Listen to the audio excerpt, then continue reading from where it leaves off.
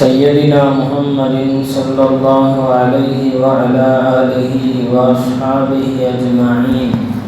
أما بعد، فقد قال الله تبارك وتعالى في كلامه القديم والفرقان الحميد: أعوذ بالله السميع العظيم بفضل بسم الله الرحمن الرحيم. إن أكرمكم عند الله أتقاكم إن الله عليم خبير. صدق الله المولانا العظيم. وقال نبينا محمد المصطفى رسول الله صلى الله عليه وسلم: إن الله يحب العبد التقي الغني الخفي، أو كما قال عليه الصلاة والتسليم. எல்லா புகழும் புகழ்ச்சியும் ஏக வல்லவனாம் அல்லாஹ் ஜல்ல ஷானஹு தஆலா ஒருவனுக்கே உரித்தாகட்டுமாக.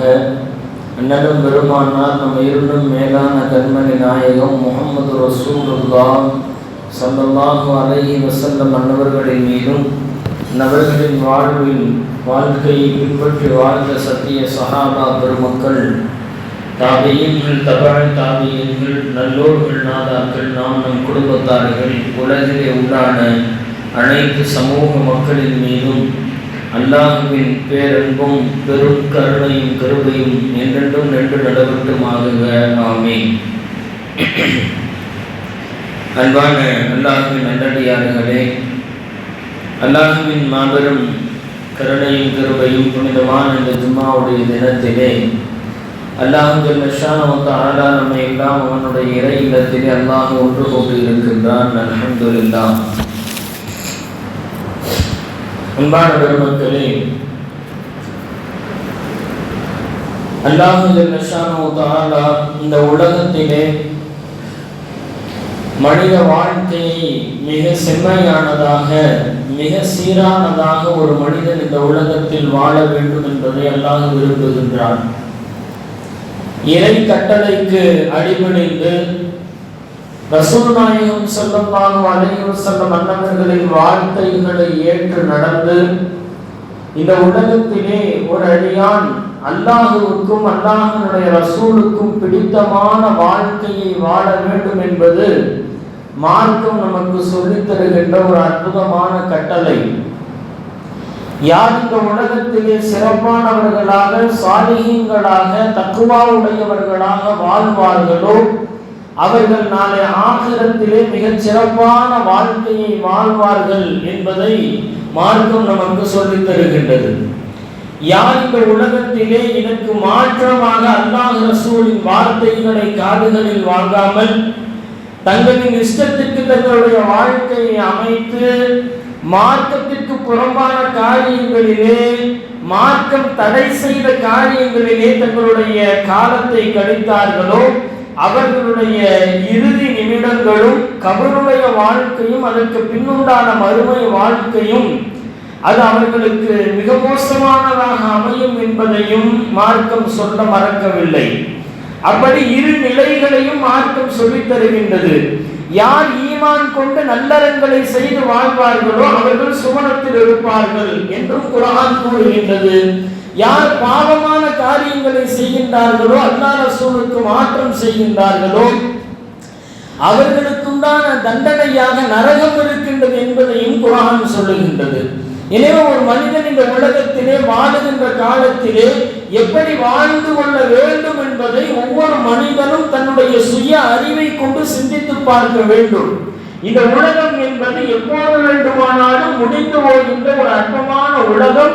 இந்த உலகத்தில் இருக்கின்ற வாழ்கின்ற மனிதன் இந்த உலகத்தில் நாம் எப்படி வாழ வேண்டும் என்பதை நாம் முழுமையாக சிந்திக்க கடமைப்பட்டிருக்கின்றோம். ஒரு மனிதன் எப்படி வாழ வேண்டும்?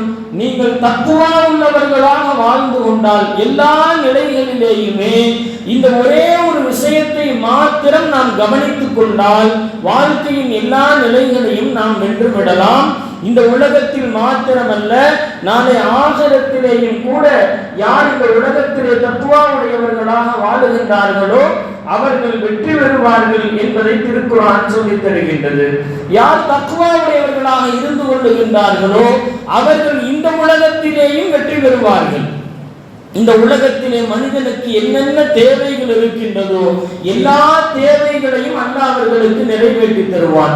என்னென்ன கஷ்டங்கள் இருக்கின்றதோ எல்லா கஷ்டங்களிலிருந்தும் அல்லாஹ் அந்த மனிதனுக்கு விடுதலையை ஆக்குவான். ஒரே ஒரு விஷயத்தை மாத்திரம் நாம் பின்பற்றிக் கொண்டால் போதுமானது. தக்குவா என்ற ஒரே ஒரு விஷயம், இறை அச்சம் என்கின்ற ஒரே ஒரு விஷயத்தை எல்லா தருணங்களிலேயும் நாம் பொருத்தி பார்க்க வேண்டும். எல்லா நிலைகளிலேயும் நாம் தக்குவாவோடு நடந்து கொள்ளுகின்றோமா என்று நாம் பார்க்க வேண்டும். தக்குவாவோடு நாம் நடக்க வேண்டும் என்று சொன்னால் முதலில் தக்குவா என்று சொன்னால் என்னவென்று நாம் தெரிந்து கொள்ள வேண்டும். அது என்னவென்று தெரிந்தால்தான் நாம் தக்குவாவோடு நடந்து கொள்ள முடியும். தக்குவாவுக்கு பல்வேறு விளக்க உரைகளை திருக்குர்ஆனும் ஹதீஸுகளிலேயும் தக்குவாவை குறித்து பல்வேறு செய்திகள் இமாம் பெருமக்களும் சஹாபாக்களும் நமக்கு நிறைய விளக்கங்களை சொல்லித் தருவார்கள். ஹஜ்ரத் உமர் இப்னு கத்தாப் ரலியல்லாஹு தஆலா அவர்கள் ஹஜ்ரத் உபய் இப்னு கஅப் ரலியல்லாஹு அவர்களிடத்திலே கேட்பார்கள். உமர் ரலியல்லாஹு அவர்கள் தக்வா என்று சொன்னால் என்னவென்று கேட்பார்கள். அதற்கு ஹஜ்ரத் உபய் இப்னு கஅப் ரலியல்லாஹு தஆலா அவர்கள் சொன்ன பதில் என்ன தெரியுமா? இந்த உலகத்திலே முள்ளும் கல்லும் நிறைந்த ஒரு பாதையிலே ஒரு மனிதன் பயணிப்பதுதான் தக்வா என்று சொன்னார். இந்த உலகத்திலே எப்படி ஒரு முள்ளும் கற்களும் நிறைந்த முட்களும் நிறைந்த ஒரு பாதையிலே ஒரு மனிதன் பயணிப்பதாக இருந்தால் எவ்வளவு பத்திரமாக பயணிப்பான், எவ்வளவு சாமர்த்தியமாக அதை கடந்து செய்வான். அப்படி உலக வாழ்க்கையிலே ஒரு மனிதன் கடந்து செல்வதற்கு பெயர் தான் தக்குவா என்று ஹஜ்ரத் உபய் இப்னு கஅப் ரலியல்லாஹு தஆலா அவர்கள் விளக்கம் தந்தார்கள். தக்குவாவுக்கு என்ன விளக்கம் சொல்லுகின்றார்கள்? இந்த உலகத்திலே ஒருவன் பாதையிலே கல்லையும் முள்ளையும் தாண்டி ஒரு பாதையை கடக்க வேண்டும் என்று சொன்னால் தன்னுடைய பாதையிலே கல்லோ முள்ளோ குத்தி விடாமல் நேர்த்தியாக அதை மிதித்து விடாமல் தன்னுடைய பாதையை ஒரு மனிதன் கடப்பான் அல்லவா? அதுபோன்று இந்த உலக வாழ்க்கையிலே பல்வேறு விதமான பாவங்கள் நம்மை சூழ்ந்திருக்க, எங்கு நோக்கினாலும் பாவங்களும் மார்க்கத்திற்கு முரணான காரியங்களும் சூழ்ந்திருக்கின்ற இந்த உலக வாழ்க்கையிலே எந்த ஒரு ஹராமான விஷயத்திலேயும் நாம் மாட்டிக்கொள்ளாமல் நாம் அல்லாஹ்வை நோக்கிய இந்த பயணத்திலே எந்த விஷயத்திலேயும் தவறான விஷயத்திலேயும் சிக்கிக்கொள்ளாமல் அல்லாஹ்வை போய் நாம் சேர்ந்து கொள்வதுதான் தக்வா என்பதை ஹஜ்ரத் உபய் இப்னு கஅப் ரலியல்லாஹு தஆலா அவர்கள் சொல்லித் தருகின்றார்கள். இப்படி தக்வாவுக்கு பல்வேறு வரை விளக்கணங்களை சஹாபா பெருமக்களும் இமாம் பெருமக்களும் நமக்கு சொல்லுவார்கள். இன்னொரு இடத்திலே தக்வாவை பற்றி உலமாக்கள் சொல்லித் தருவார்கள். மனதின் எண்ணங்களை மனிதன் தன்னுடைய மனதில் போடுகின்ற திட்டங்களை, அந்த திட்டங்களை வெளியிலே அதை செயல்படுத்துவதற்குண்டான வாய்ப்பு வருகின்ற பொழுது அல்லாஹ் ரசூலும் எதை சொன்னார்களோ அதை செய்வதற்கு பெயர் தக்வா என்று உலமாக்கள் சொல்லி இருக்கின்றார்கள். இது மாத்திரமல்ல, தக்வாவுக்கு இன்னொரு ஒரு விளக்கத்தை சொல்வார்கள். அந்த ஃபஅலமா அமரக்கல்லாஹு சுப்ஹானஹு தஆலா பிஹி ரஜாஅ ஸவாபிஹி, நன்மையை ஆதரவு வைத்து அல்லாஹ் சொன்ன காரியங்களை நிறைவேற்றுவது. நன்மையை ஆதரவு வைத்து அல்லாஹ் எதையெல்லாம் சொன்னானோ இப்படி செய்யுங்கள் செய்யுங்கள் என்று அதையெல்லாம் நிறைவேற்றுவது. அல்லாஹுவை பயந்து அவன் எதையெல்லாம் விடச் சொன்னானோ அதையெல்லாம் விடுவது. அல்லாஹ் ஏவியதை செய்வது, அல்லாஹ் தடுத்ததை விட்டு விடுவது. இந்த இரண்டை கடைபிடித்தால் தக்வா நம்முடைய வாழ்க்கையிலே வந்துவிடும் என்று உலமாக்கள் நமக்கு சொல்லித் தருவார்கள். அல்லாஹ் ஏவுகின்ற காரியங்களை மாத்திரம் செய்துவிட்டு ஒரு மனிதர் தொழுகின்றார், நோன்பு வைக்கின்றார், ஜகாத் தருகின்றார், எல்லாவித நல்லமல்களையும் செய்கின்றார், ஆனால் பாவங்களை அவர் விடவில்லை என்று சொன்னால் அவர் தக்வாவுக்குள் முழுமையாக வந்தவராக ஆக மாட்டார். தக்வா என்று சொன்னால் இரண்டு நிலைகளும் இருக்க வேண்டும். நன்மையையும் செய்ய வேண்டும், பாவங்களிலிருந்து தவிர்த்தும் இருக்க வேண்டும். இந்த இரண்டு மிக முக்கியமானது. நன்மையை ஒரு மனிதன் செய்து விடலாம், ஆனால் பாவங்களிலிருந்து தவிர்ந்திருக்க மிகப்பெரிய அந்த தியாக மனப்பான்மையும் அந்த பாவங்களை விட்டொழிப்பதற்குண்டான மனோநிலைகளையும் நஃப்ஸை கட்டுப்படுத்துகின்ற ஆற்றலும் ஷைத்தானிடமிருந்து தூர விலகி நிற்கின்ற ஆற்றலும் மனிதனுக்கு வேண்டும். அந்த ஆற்றலும் அந்த விஷயம் இருந்தால்தான் ஒரு மனிதன் முழுமையான முறையிலே தக்வாவுக்குள் தன்னை நிலைத்துக் கொள்ள முடியும் என்பதை நாம் பார்க்கின்றோம். இப்படி தக்வா என்று சொன்னால் பல்வேறு விளக்கங்களை நமக்கு சொல்லித் தருவார்கள். அதிலே மிக சுருக்கமானது அல்லாஹ் ஏவியதை, அல்லாஹ் சொன்னதை அப்படியே செய்வது. அல்லாஹ் எதையெல்லாம் செய்யக்கூடாது அல்லாஹ் ரசூல் சொன்னார்களோ, எதையெல்லாம் விட்டுவிட வேண்டும் என்று சொன்னார்களோ அவைகளெல்லாம் விட்டுவிடுவது. இப்படிப்பட்ட வாழ்க்கையை எடுத்துக்கொண்டால் ஒரு மனிதன் எல்லா நிலைகளிலேயும் தக்வாவோடு இருந்து கொள்வார். தக்வா என்பது என்ன? ஒருவன் நல்ல முறையிலே தொழுவதற்கு பெயர் மாத்திரம் தக்வாவா? ஒருவர் நல்ல இபாதத்துக்களை செய்வதற்கு பெயர் மட்டும் தக்வாவா என்று சொன்னால் இல்லை.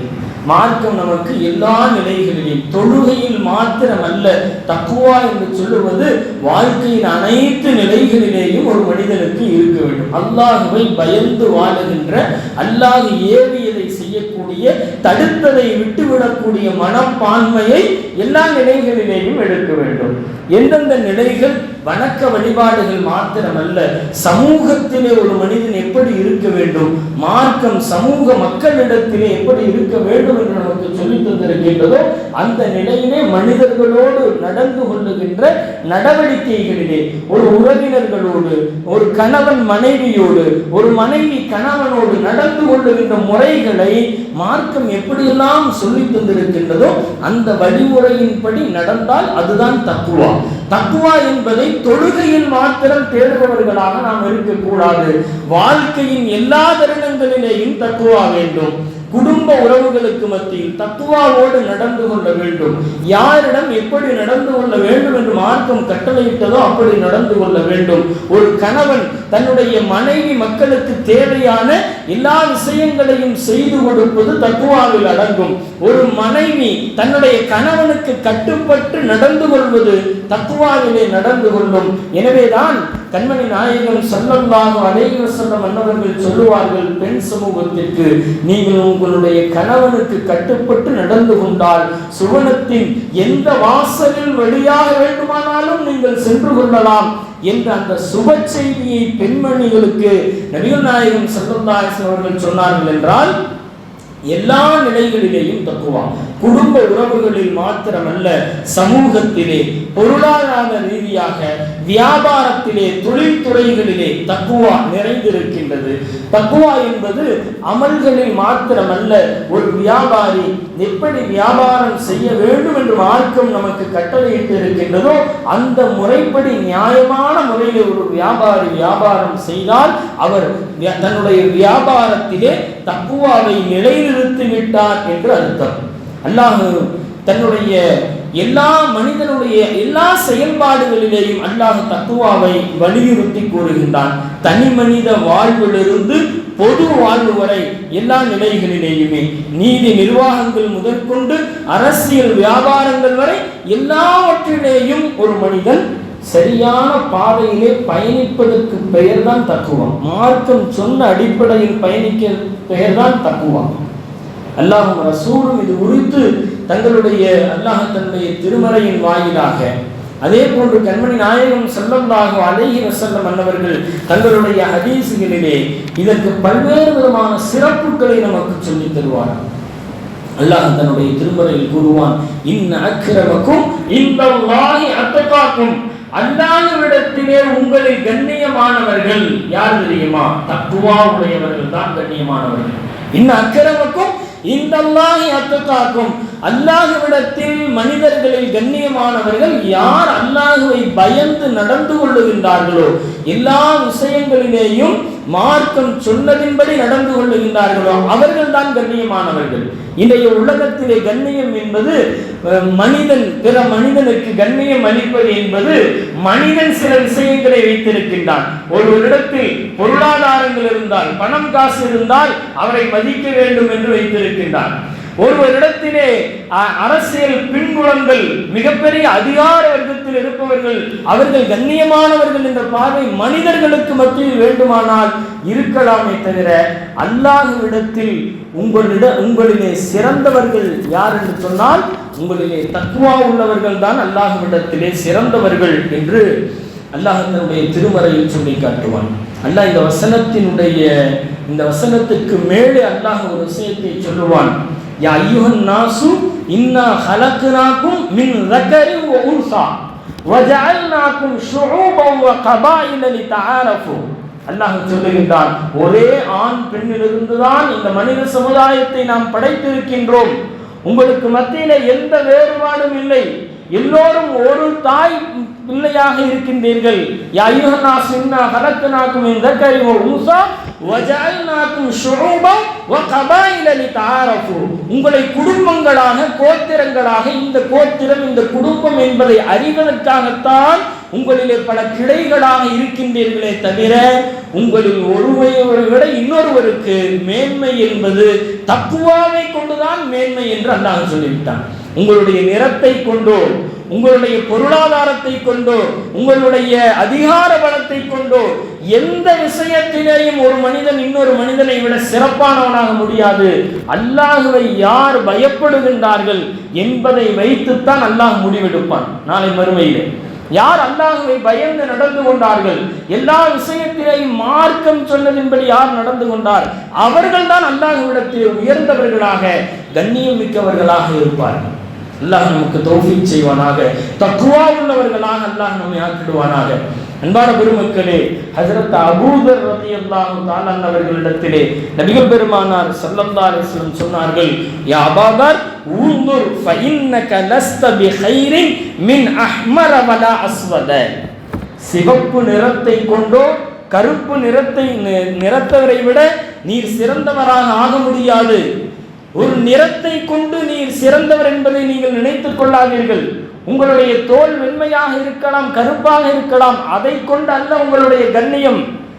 பெருமானார் ஸல்லல்லாஹு அலைஹி வஸல்லம் சொன்னார்கள், இல்லா அன் தஃதுலஹு பிதக்வா.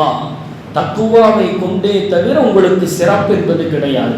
யார் அல்லாஹ்வை பயந்து எந்நேரமும் அல்லாஹ்வின் நினைவோடு உங்களுடைய வாழ்க்கையை கழிக்கின்றீர்களோ அதை வைத்துத்தான் அல்லாஹ்விடத்திலே உங்களுக்கு தக்வா இருக்கின்றது, அந்த அல்லாஹ்விடத்திலே கண்ணியம் இருக்கின்றது என்று நபிகள் நாயகம் ஸல்லல்லாஹு அலைஹி வஸல்லம் அவர்கள் சொல்லுவார். அல்லாஹ்வுக்கு மிக பிடித்தமானவர் யார்? அல்லாஹ்வுக்கு மிக பிடித்தமானவர் யார்? ஹதீஸுகளிலே நாம் பார்க்கின்றோம். திருக்குர்ஆனிலே தொழுங்கள், நோன்பு வையுங்கள், அல்லாஹ்வின் அமல்களை எல்லாம் செய்யுங்கள் இந்த நிறைய ஹதீஸுகள் இருக்கின்றது. அல்லாஹ்வுக்கு மிக பிடித்தமானவர்கள் யார் என்பதற்கு அல்லாஹ் சொல்லித் தருகின்ற வரைவிலக்கணம் என்பது நம்முடைய ஈமானின் அடிப்படையிலே, தக்வாவின் அடிப்படையிலே, நம்முடைய குணநலன்களின் அடிப்படையிலே யார் சிறந்தவர்களாக இருக்கின்றார்களோ அவர்களைத்தான் அல்லாஹ்வுக்கு மிக பிடித்தமானவர்களாக அவர்கள் ஆவார்கள். அன்பானவர்களே, பெருமானார் ஸல்லல்லாஹு அலைஹி வஸல்லம் சொல்லுவார்கள், இன்னல்லாஹ யுஹிப்புல் அப்த தகிய அல் கனியல் கஃபி. பெருமானார் ஸல்லல்லாஹு அலைஹி வஸல்லம் அவர்கள் சொல்லுவார்கள், மக்களிடத்திலே தேவையாகாமல் இறையச்சம் கொண்டிருக்கின்ற, தக்வாவோடு இருக்கின்ற ஒரு மனிதர், பிரபலமற்ற ஒரு அடியான், இவர்களைத்தான் அல்லாஹ் விரும்புகின்றான். யாருக்கும் அவரை அவ்வளவு தெரியாது, அவர் அவ்வளவு ஃபேமஸ் இல்லை. இன்றைக்கு ஃபேமஸை விரும்புகின்ற உலகம், எனக்கு எத்தனை லைக்குகள் என்பதை விரும்புகின்ற உலகம் இந்த உலகம். இந்த உலகம் ஒரு மோகத்திலே சென்று கொண்டிருக்கின்றது, உலக மாயத்திலே சென்று கொண்டிருக்கின்றது. பெருமானார் ஸல்லல்லாஹு அலைஹி வஸல்லம் அவர்களுடைய இந்த வார்த்தையை நாம் கவனிக்க வேண்டும். நம்முடைய ஒவ்வொரு அமல்களும் அடுத்தவர்களுக்காக செய்யப்பட்டு கொண்டிருக்கின்ற ஒரு நிலைமையிலே இன்றைய உலகம் சென்று கொண்டே இருக்கின்றது. இப்படிப்பட்ட இந்த தருணத்திலே இது போன்ற ஹதீஸுகள் நம்முடைய அமல்களை நாம் எப்படி வைத்துக் கொள்ள வேண்டும் என்பதற்கு ஒரு அற்புதமான உதாரணம்.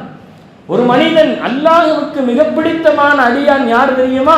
அவரை பற்றி யாருக்குமே தெரியாது, யாருக்கும் அவர் அறிமுகம் இல்லை, ஆனால் மிகப்பெரிய தக்குவாதாரி, ஆனால் அவரை பற்றி யாருக்குமே தெரியாது. மக்களிடத்தில் எதற்காகவும் எந்த தேவைக்கும் கை நீட்ட மாட்டார், எதையும் மக்களிடத்தில் கேட்க மாட்டார். அப்படிப்பட்ட ஒரு அற்புதமான அடியார்தான், தக்வாவுடைய அடியார்தான் அல்லாஹ்வுக்கு மிக பிடித்தமானவர் என்று நாயகம் ஸல்லல்லாஹு அலைஹி வஸல்லம் அவர்கள் சொல்லுவார்கள். சஹாபாக்கள் பெருமானார் ஸல்லல்லாஹு அலைஹி வஸல்லம் அவர்களிடத்திலே கேட்பார்கள், யா ரசூலல்லாஹ், சுவனத்திலே நுழைபவர்களிலே அதிகமானவர்கள் யார்? மா அக்ஸர மா யதுகுலுன் நாஸ் வல் ஜன்னah, சுவனத்தில் நுழையக்கூடிய மனிதர்களில் அதிகமான நபர்கள் யார்? எதை கொண்டு அவர்கள் சுவனத்தில் நுழைவார்கள். பெருமானார் ஸல்லல்லாஹு அலைஹி வஸல்லம் இரண்டே விஷயம் தான் சொன்னார்கள். தொழுகையை சொல்லவில்லை, நோன்பை சொல்ல. அது கடமை, கட்டாயம் செய்தாக வேண்டும். ஒவ்வொரு முஸ்லிமின் மீதும் கடமையான கட்டளைகள் அவைகள் எல்லாம்.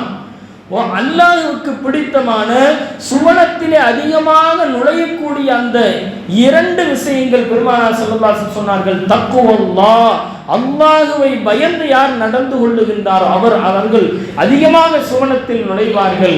வ ஹுஸ்னுல் குலுக், யார் நற்குணத்தோடு நடந்து கொள்ளுகின்றார்களோ அவர்கள் சுவனத்தில் அதிகமாக நுழைந்து கொள்வார்கள். இந்த இரண்டு விஷயங்கள் தான் நாளை சுவனத்திலே ஒரு மனிதனை அதிகமாக நுழைவு. நல்ல குணம், நல்ல எல்லோரும் மக்கள் போற்றுகின்ற குணம், மக்கள் எல்லோரும் அவருடைய குணத்தை பார்த்து மகிழ்ச்சி அடைவார்கள். அப்படிப்பட்ட நல்ல குணத்திற்கு சொந்தக்காரர்கள், அல்லாஹ்வை எந்நேரம் பயந்து வாழுகின்ற ஒரு தக்குவா. அப்படிப்பட்ட உயர்ந்த மனிதர்களை தான் நாளை அல்லாஹ் சுவனத்தில் அதிகமாக நுழைப்பான் என்பதை பெருமானார் ஸல்லல்லாஹு அலைஹி வஸல்லம் அவர்கள் சொல்லித் தந்தார். எல்லா நிலைகளிலேயுமே தக்குவாவை மாத்திரம் நாம் அடிப்படையாக வைத்துக் கொண்டால் நாம் எல்லா நிலைகளிலேயுமே வென்றுவிடலாம். குடும்பத்தில் மாத்திரமல்ல, தனி மனித வாழ்க்கையில் மாத்திரமல்ல, எனவேதான் குடும்ப வாழ்க்கையிலும் கூட நீங்கள் சிறந்தவராக ஆக வேண்டுமா? மார்க்கத்தினுடைய கட்டளை என்ன? உங்களுடைய வீடுகளில் யார் சிறந்தவர்களாக இருக்கின்றீர்களோ அவர்கள்தான் உங்களில் சிறந்தவர்கள் என்று பெருமானார் ஸல்லல்லாஹு அலைஹி வஸல்லம் அவர்கள் சொன்னார். எல்லா நிலைகளிலும் ஒரு வியாபாரத்திலே வியாபாரிகள் எப்படி இருப்பார்கள் நாளை ஆகிரத்திலே? பெருமானார் ஸல்லல்லாஹு அலைஹி வஸல்லம் அவர்கள் சொன்னார்கள், ஒரு வியாபாரி எப்படி இருக்க வேண்டும்? தக்வாவுடைய வியாபாரியாக இருக்க வேண்டும். எந்த ஒரு ஏமாற்றுதலும் இல்லாமல், எந்த ஒரு பொய்யுரைத்தலும் இல்லாமல், நம்முடைய பொருட்களில் இருக்கின்ற குறைகளை மக்களிடத்தில் சரியான முறையில் சொல்லி ஒரு வியாபாரி என்பவர் தக்வாவோடு நேர்மையோடு நடந்து கொள்ள வேண்டும். நபி ஸல்லல்லாஹு அலைஹி வஸல்லம் அவர்கள் வியாபாரிகளுக்கு சுப செய்தியும் சொன்னார்கள், அதே போன்று வியாபாரிகளை எச்சரிக்கவும் செய்தார்கள். சுப செய்தியும் உண்டு, எச்சரிக்கையும் உண்டு. சுப செய்தியை சொன்னார்கள், நாளை ஆகிரத்திலே அத்தாஜிர் ஸதீகுல் அமீன் மஅன் நபியீன வஸ்ஸதீகீன வஷ்ஷுஹதா, நேர்மையான வியாபாரி நாளை மறுமையில யாரோடு இருப்போம் தெரியுமா? நேர்மையாக ஒருவர் வியாபாரம் செய்கின்றார். ஒரு வியாபாரம் என்பது ஏதோ உலக விஷயம் என்று நாம் விட்டுவிடக் கூடாது. அந்த வியாபாரத்தை ஹலாலான முறையிலே மார்க்கம் சொன்ன விதத்திலே தக்வாவோடு ஒருவர் வியாபாரம் செய்தால் அவர் நாளை ஆகிரத்திலே நபிமார்கள், சித்தீகீன்கள், சுஹதாக்களோடு நாளை மறுமையிலே இருப்பார் என்று பெருமானார் ஸல்லல்லாஹு அலைஹி வஸல்லம் அவர்கள் சொல்லி இருக்கின்றார்கள். என்றால் நம்முடைய வியாபாரத்தை நாம் எப்படி அமைத்துக் கொள்ள வேண்டும்? ஒரு உலக பணம் காசுகளுக்காக செய்யப்படுகின்ற வியாபாரம் தான். அதிலேயும் நேர்மையை நாம் கடைபிடித்தால் நாளை மறுமையிலே உயர்ந்த நபிமார்களோடு இருக்கின்ற பாக்கியம் அவர்களுக்கு கிடைக்கும். தக்வாவோடு வியாபாரம் செய்பவர்களுக்கு எச்சரிக்கையும் செய்தார்கள் பெருமானார் ஸல்லல்லாஹு அலைஹி வஸல்லம் அவர்கள். இன்ன தாஜிர இன்ன துஜார யுபஅஸூன யௌமல் கியாமா ஃபுஜாரன், நிச்சயமாக நிறைய வியாபாரிகள் நாளை மறுமை நாளிலே பாவிகளாக எழுப்பப்படுவார்கள். பாவிகளாக எழுப்பப்படுவார்கள். இல்லா மனித்தகா வ பர்ர வ ஸதக, யார் தக்வாவோடு வியாபாரம் செய்தாரோ அவரை தவிர, யார் தன்னுடைய வியாபாரத்தில் நல்லறத்தை கடைபிடித்தாரோ, நேர்மையை கடைபிடித்தாரோ அவரை தவிர, யார் நல்ல தான தர்மங்களோடு நற்சேவைகளோடு வியாபாரம் செய்தாரோ அவரை தவிர, இவரை தவிர மற்ற வியாபாரிகள் பாவிகளாக எழுப்பப்படுவார்கள் என்று எச்சரித்தார்கள் இந்த சமுதாயத்தை நபிகள் பெருமானார் ஸல்லல்லாஹு அலைஹி வஸல்லம் அவர்கள். எனவே எல்லா நிலைகளிலேயும் தக்வா என்பது கடமை. தொழுகையில் மாத்திரமல்ல, நோன்பில் மாத்திரமல்ல, ஹஜ்ஜில் மாத்திரமல்ல, வணக்க வழிபாடுகளை எல்லாம் தாண்டி வாழ்வினுடைய எல்லா நிலைகளிலேயுமே ஒரு முஃமின் தக்வாவை கடைபிடிக்க வேண்டும். அப்படி ஒரு முஃமின் தக்வாவை கடைபிடிக்கின்ற பொழுது என்ன கிடைக்கும்? அல்லாஹ் தன்னுடைய திருமறையிலே நிறைய விஷயங்களை சொல்லுகின்றான். யார் தக்வாவை கடைபிடித்துக் கொள்ளுவார்களோ, யார் தக்வாவை கடைபிடித்துக் கொள்ளுவார்களோ அல்லாஹ் அற்புதமான சுப செய்திகளை சொல்லுகின்றான். எவ்வளவோ கஷ்டங்களுக்கும் பிரச்சனைகளுக்கும் மத்தியில் இன்றைய வாழ்க்கை சென்று கொண்டிருக்கின்றது. வியாபாரம் நல்ல முறையில் இல்லாத எத்தனையோ நபர்கள், தொழில் அமையாத எத்தனையோ நபர்கள், குடும்பத்தினுடைய பிரச்சனைகளோடு எத்தனையோ நபர்கள், இந்த உலகத்திலே சமூகத்தினுடைய பிரச்சனையோடு எத்தனையோ நபர்கள், உலகம் பிரச்சனைகளால் சூழப்பட்டு சென்று கொண்டே இருக்கின்றது. ஏதாவது வழி கிடைத்து விடாதா நாம் முன்னேறுவதற்கு, ஏதாவது ஒரு வழி கிடைத்து விடாதா என்று நாம் நினைத்து கொண்டிருக்கின்றோம், ஒரு வழியை தேடிக்கொண்டிருக்கின்றோம். அல்லாஹ் சொல்லுகின்றான், யார் அல்லாஹ்வை பயந்து கொண்டார்களோ அவர்களுக்கு சிறந்த வழியை நாம் வழிகாட்டியாக நாம் காண்பிப்போம், சிறந்த வழி அவர்களுக்கு காண்பிப்போம். யார் தக்குவாவோடு நடந்து கொள்ளுகின்றார்களோ அவர்களுடைய பிரச்சனைகளுக்கு தீர்வு, சிறந்த வழியை அல்லாஹ் அவர்களின் கண் முன்னே கொண்டு வந்து நிறுத்துவான். நம் கண் முன்னே கொண்டு வந்து அல்லாஹ் நிறுத்துவான். நம்முடைய பிரச்சனைகளுக்கு தீர்வை அல்லாஹ் நிறுத்துவான். நம்முடைய காரியங்கள் எப்படி நிறைவேறும், என்ன ஆகும் என்ற கவலையோடு நாம் இருக்கின்றோம். அல்லாஹ் சொல்லுகின்றான், அவர்களுடைய காரியங்கள் லேசாக்கப்படும். யார் தக்குவாவோடு நடந்து கொள்ளுகின்றீர்களோ, அல்லாஹ்வை பயந்து எல்லா காரியங்களிலேயும் அல்லாஹ்வை பயப்படுபவர்களாக யார் நடந்து கொள்ளுகின்றார்களோ, மின் அம்ரிஹி யுஸ்ரா, அவர்களுடைய காரியங்கள் எல்லாம் அல்லாஹ் லேசாக்குகின்றான். ஒரு காரியத்தை அல்லாஹ் லேசாக்கிவிட்டால் அதை கடினப்படுத்துபவர்கள் யாரும் இல்லை.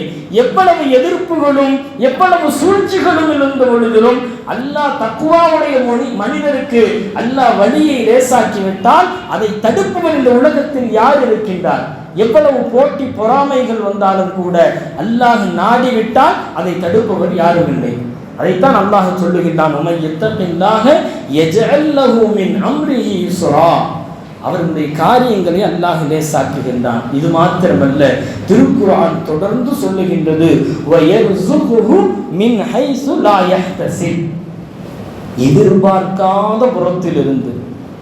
எதிர்பார்க்காத புறத்திலிருந்து உங்களுக்கு ரிஸ்குகளை நாம் வழங்குவோம். அவர்களுடைய வாழ்வாதாரத்தின் எல்லா நிலைகளையும் நாம் திறந்து விடுவோம். நாம் நினைத்து பார்த்தே இருக்க மாட்டோம். இந்த புறத்திலிருந்து உதவி வரும் என்று நாம் நினைத்திருக்க மாட்டோம். எங்கிருந்தோ உதவிகள் வந்து நம்மை சேர்ந்து விடும். யார் தக்குவாவை பின்பற்றுகின்றார்களோ, எல்லா நிலைகளிலேயும் தக்குவாவை கடைபிடித்துக் கொள்ளுகின்றார்களோ,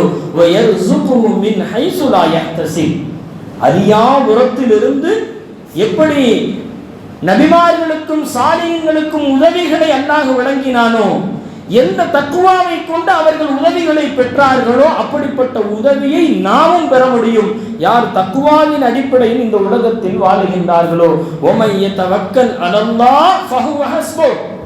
யார் அல்லாஹ்வின் மீது நம்பிக்கை வைத்தார்களோ அல்லாஹ் அவர்களுக்கு போதுமானவன். அல்லாஹ் சொல்லுகின்றான், இந்த மனிதர்களின் மீது நம்பிக்கை வைத்தால் மனிதன் எப்படி வேண்டுமானாலும் மாறக்கூடியவன். யார் அல்லாஹ்வின் மீது நம்பிக்கை வைத்தார்களோ அவர்களுக்கு அல்லாஹ் போதுமானவனாக இருப்பான். இன்னல்லாஹ பாலிகு அம்ரி, அல்லாஹ் திட்டமாக சொல்லுகின்றான், நிச்சயமாக அல்லாஹ் உங்களுடைய காரியங்களை உங்களுக்கு முடித்து கொடுப்பான். எந்த காரியத்தை நடக்க முடியவில்லை, எந்த காரியத்தை இது நடக்குமா இல்லையா என்பதை யோசித்துக் கொண்டிருக்கின்றீர்களோ, நீங்கள் உங்களுடைய வாழ்க்கை தக்குவாவுடைய வாழ்க்கையாக மாற்றிக்கொண்டால், அல்லாஹ்வை பயந்து வாழ பழகிவிட்டால் எல்லா காரியங்களும் லேசாகும். எல்லாவற்றையும், வியாபாரத்திலிருந்து குடும்பத்திலிருந்து அனைத்து பிரச்சனையையும் அல்லாஹ் பொறுப்பேற்றுக் கொள்ளுகின்றான். ஒரு விஷயத்துக்கு அல்லாஹ் பொறுப்பெடுத்தால் அது எப்படி இருக்கும்? படைத்த ரப்பு ஒரு விஷயத்துக்கு பொறுப்பெடுத்துக் கொண்டால் அந்த விஷயம் எவ்வளவு நேர்த்தியாக முடிவடையும் என்பதை நாம் சிந்திக்க வேண்டும். நாம் செய்ய வேண்டியது ஒரே ஒரு விஷயம்தான், தக்குவாவோடு நம்முடைய வாழ்க்கையை அமைத்துக் கொள்வது. எல்லா நிலைகளிலேயும் அல்லாஹும் ரசூலும் என்ன சொன்னார்களோ அதை பின்பற்றி விட்டால் எந்த கவலையும் நமக்கு வேண்டாம். லா ஹவுஃபுன் அலைஹிம் வலா ஹும் யஹ்ஸனூன். அல்லாஹ் நல்லடியார்களை பற்றி சொல்லுவான், அவர்களுக்கு எந்த கவலையும் இல்லை, பயப்படவும் மாட்டார்கள், அவர்கள் கவலைப்படவும் மாட்டார்கள். ஏனென்றால் அவர்களுடைய முழு பொறுப்பை அல்லாஹ்விடத்தில் அவர்கள் ஒப்படைத்து விட்டார்கள். அல்லாஹ் சொல்லி தருவான், இன்னல்லாஹ பாலிகு அம்ரிஹி கத் ஜஅலல்லாஹு லிகுல்லி ஷைஇன் கத்ரா. நீங்கள் தக்வாவோடு இருங்கள். கொஞ்சம் தாமதமாகிற மாதிரி தெரியும், நான் தக்குவாவோட தான் இருக்கிறேன், எல்லாம் நல்லபடியா செய்யறேன், எல்லாத்துலயும் நல்லபடியா இருக்கிறேன், காரியம் நடைபெற மாட்டேங்குது. அல்லாஹ் சொல்லுகின்றான், கொஞ்சம் தாமதியுங்கள், அதற்குரிய நேரத்தில் அல்லாஹ் நிறைவேற்றி தரும். அதற்கென்று அல்லாஹ் ஒரு நேரத்தை வைத்திருப்பான். அந்த நேரத்திலே உங்களுடைய காரியங்கள் நிறைவேற்றப்படும் என்பதை அல்லாஹ் சொல்லுகின்றான். இன்னொரு வசனத்திலே அல்லாஹ் சொல்லுவான், ஓமையத்தகில்லாஹ், யார் அல்லாஹ்வை பயந்து கொண்டார்களோ யுகஃபிரு அன்ஹு சய்யிஆத்திஹி வ யுஅஸிமு லஹு அஜ்ரா, அவர்களுடைய பாவங்களை எல்லாம் நான் மன்னிக்கிறேன். இந்த உலகத்தின் காரியத்தை மட்டும் அல்லாஹ் சரி செய்வதல்ல, அது மாத்திரமல்ல, இந்த உலகமும் சரியாகும், மறுமையும் சரியாகும், அவர்களுடைய பாவங்களை எல்லாம் நான் அளிக்கின்றேன். அவர்களுக்கு மகத்தான கூலியை நான் வழங்குகின்றேன் என்று அல்லாஹ் சொல்லுகின்றார். எனவே அன்பான பெருமக்களே, நம்முடைய வாழ்க்கை அது எப்படி அமைய வேண்டும் என்பதை நாம் தான் முடிவு செய்ய வேண்டும். அற்பமான இந்த துன்யாவினுடைய வாழ்க்கை, மரணத்தை நோக்கி சென்று கொண்டிருக்கின்ற இந்த வாழ்க்கை, இந்த ஒரு வாழ்க்கையிலே நாம் தக்வா உடையவர்களாக நடந்து கொண்டால் இந்த உலகத்தினுடைய எல்லா பிரச்சனைகளும் அல்லாஹ் தீர்ப்பான். நாளை மறுமையினுடைய அனைத்து கவலைகளையும் போகும். நபி ஸல்லல்லாஹு அலைஹி வஸல்லம் தினமும் துஆ செய்வார்கள், அல்லாஹும்ம ஆத்தி நஃப்ஸி தக்வாஹா, என்னுடைய உள்ளத்தில் யா அல்லாஹ் தக்வாவை கொடு என்று யார் துஆ செய்வார்? பெருமானார் ஸல்லல்லாஹு அலைஹி வஸல்லம் தினமும் துஆ செய்வார்கள். எல்லா பாவங்களும் மன்னிக்கப்பட்டவர்கள், முன்பின் பாவம் அளிக்கப்பட்டவர்கள், பாவம் செய்யாத பரிசுத்த நபி கண்மணி நாயகம் ஸல்லல்லாஹு அலைஹி வஸல்லம் அவர்கள் தினமும் துஆ, அல்லாஹும்ம ஆத்தி நஃப்ஸி தக்வாஹா, என்னுடைய நஃப்ஸை தக்வாவால், என்னுடைய உள்ளத்தை தக்வாவால் நிரம்பச் செய்வாயாக. வ ஸக்கிஹா அன்த கைரு மன் ஸக்காஹா, என்னுடைய நஃப்ஸை பரிசுத்தப்படுத்துவாயாக, உள்ளத்தை அன்த கைரு மன் ஸக்காஹா, யா அல்லாஹ் பரிசுத்தப்படுத்துபவரில் நீயே சிறந்தவனாக இருக்கின்றாய். வந்த வலியுஹா வ மௌலாஹா, பொறுப்பேற்பவரில் நீயே சிறந்தவன், என்னுடைய எஜமானனின் நீயே சிறந்தவனாக இருக்கின்றாய் என்று பெருமானார் ஸல்லல்லாஹு அலைஹி வஸல்லம் தினமும் துஆ செய்வார்கள். இன்னொரு துஆ, அல்லாஹும்ம இன்னி அஸ்அலுக்கல் ஹுதா வத்துகா, நேர்வழியை யா அல்லாஹ் எனக்கு தா, தக்வாவை எனக்கு தா, வல் அஃபாஃப வல் கினா, என்னுடைய பாவங்களை மன்னித்து மக்களிடத்திலே தேவையற்றவனாக என்னை ஆக்கிவிடு என்ற இந்த துஆவையும் பெருமானார் ஸல்லல்லாஹு அலைஹி வஸல்லம் தினமும் துஆ செய்வார் தக்வாவுக்காக.